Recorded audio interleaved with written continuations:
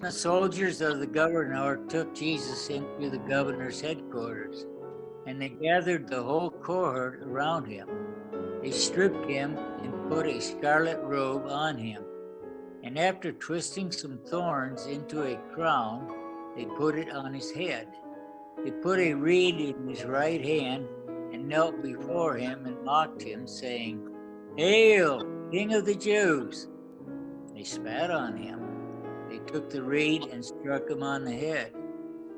After mocking him, they stripped him of the robe and put his own clothes on him. Then they led him away to crucify him.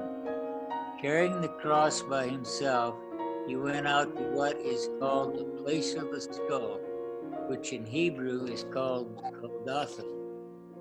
Jesus, I cringe at the pain of thorns, but I am wounded far more deeply at the humiliation and degradation you suffered, and that the very thing you came to offer us as a gift becomes a source of ridicule.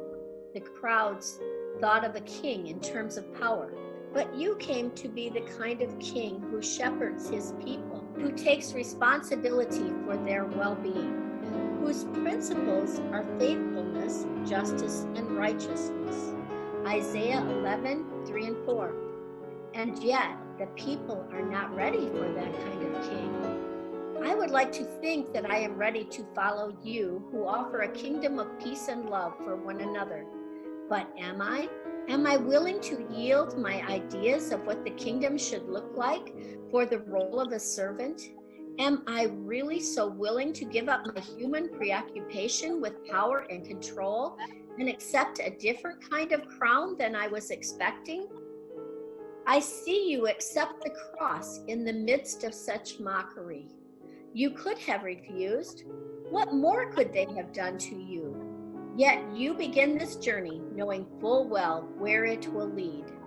I hear no words of complaint, no protestations of innocence, no cursing the injustice. And yet I am so prone to complain and whine about the most trivial things. Sometimes the things I face in my life are more than trivial. Sometimes the troubles of life bear down on me. But I so easily fall into self-pity. I too often assume that I am the only one who bears a cross, or that my cross is larger and heavier than any others. But I am not alone in that. People all around me bear far more than I must bear.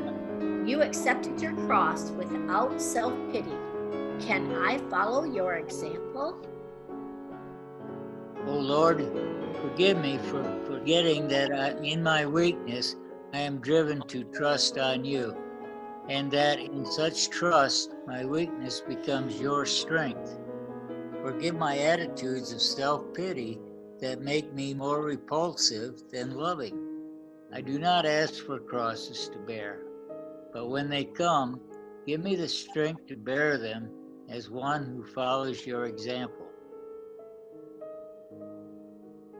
O Lord, be merciful to us.